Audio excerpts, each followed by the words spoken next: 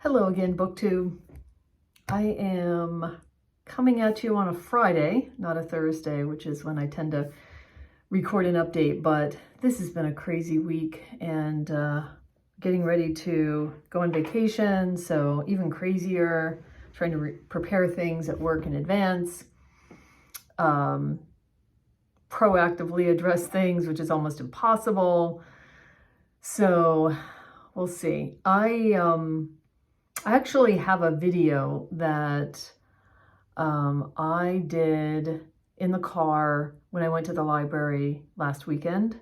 And it's kind of a library haul video that I'm going to preload and pre-schedule to come out next week. These are books that, oh my gosh, I got so many books. That's why I did the video. And I'm not going to talk about any of them here, except two of them. So you can see the rest of the books in that video. I do have a book on hold right now that I don't know if I'm going to make it to the library today at lunchtime to pick it up, to take on the trip. This has been one of the issues of trying to figure out what books to take on the trip, but I'll talk about that a little later. The one book that I have picked out, I don't have in front of me because I've already put it in my backpack. But I'm not taking this beast with me, so I've read ahead. I'm trying to read ahead, the chapter a day in War and Peace, and I am ahead. I am now in, for those of you War and Peace people, I am in volume 2, part 1. I think I'm in the, am I still in the, I'm in chapter 1. I just finished chapter 1. I'm using these, this magnetic bookmark that my daughter got me for Christmas. And I wouldn't normally use this bookmark if I was just reading the book at night or something like that, but I really like it for this chapter a day reading because I'm reading this at a desk most of the time and it works out really well. I will say again how much I am loving War and Peace. What I love about how Tolstoy built this book is that he really designs this story so you get to know the characters before they go to war.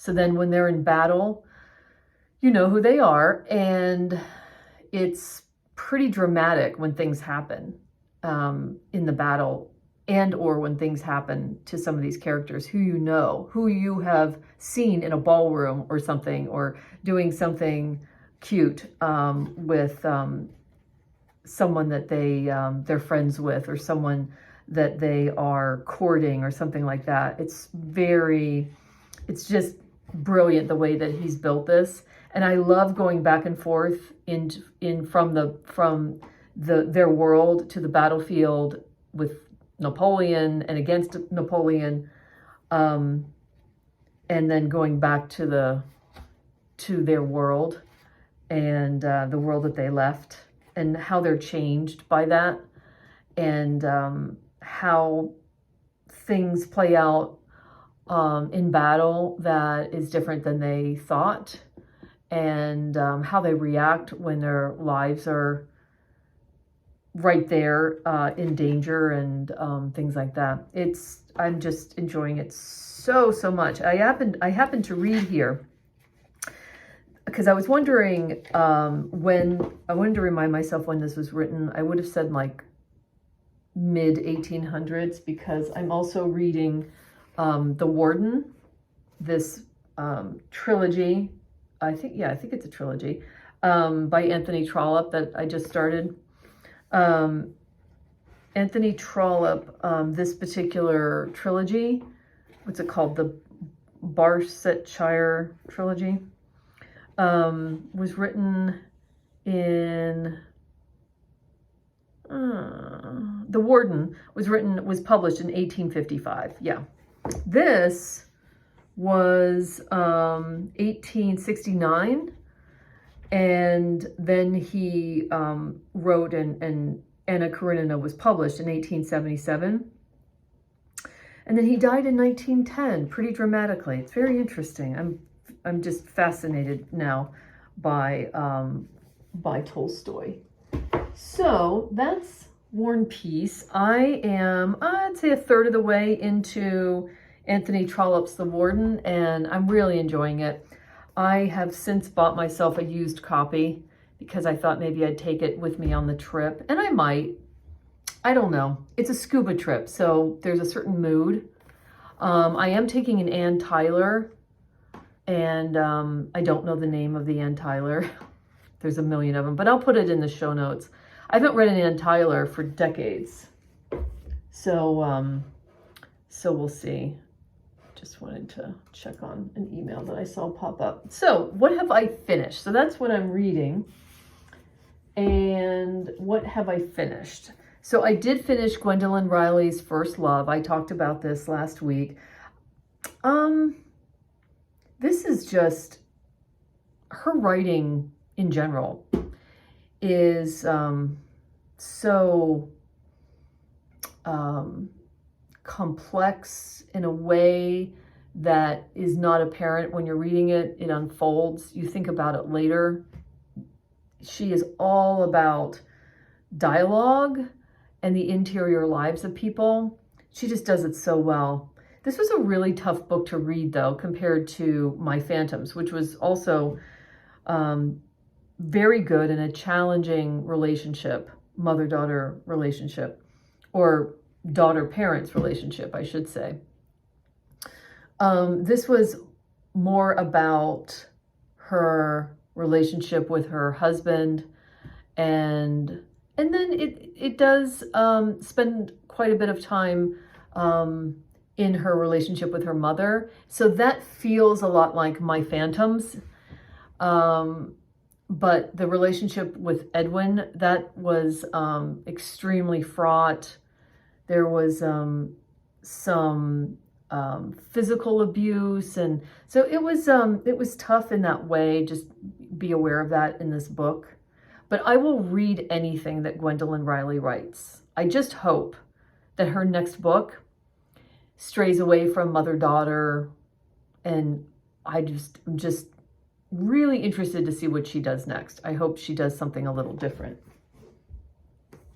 And speaking of that, is the author Sigurd Nunez, which I could say almost the same thing about. This is her second book about having to do with death.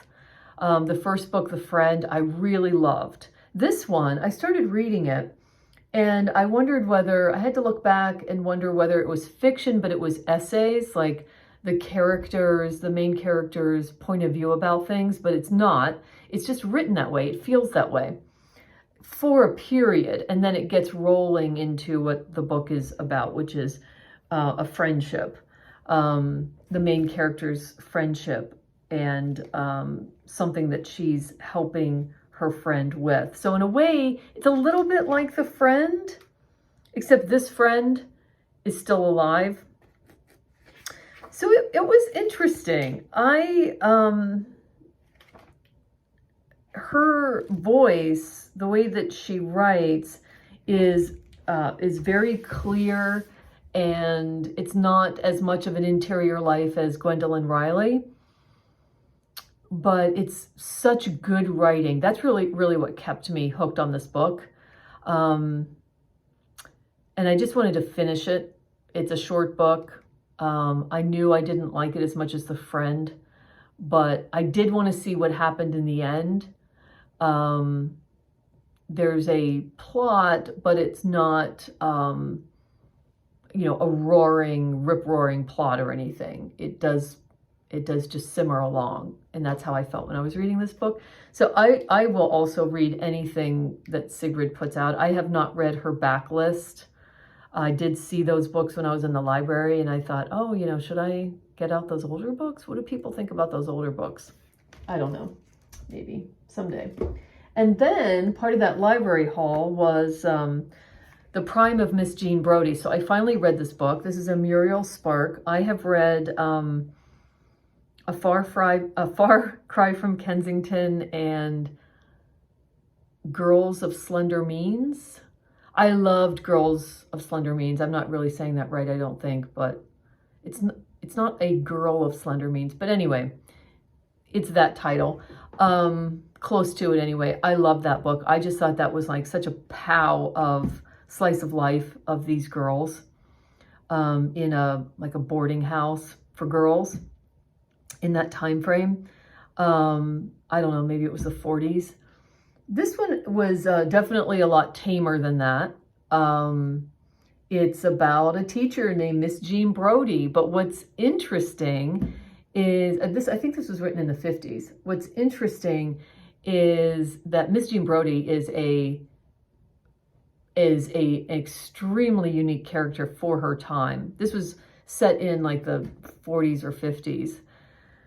Early 50s. And Miss Jean Brodie is so unique in this very traditional girls' school that she is sticking out all over the place, not only to her students who really love her. There are some that are just all on board with Miss Jean Brodie, but certainly with the higher ups at the school. And the thing that she does differently, or that's seen as radical, is that she's talking about current events, and she's talking about more current history, and she's bringing in literature that they're not reading.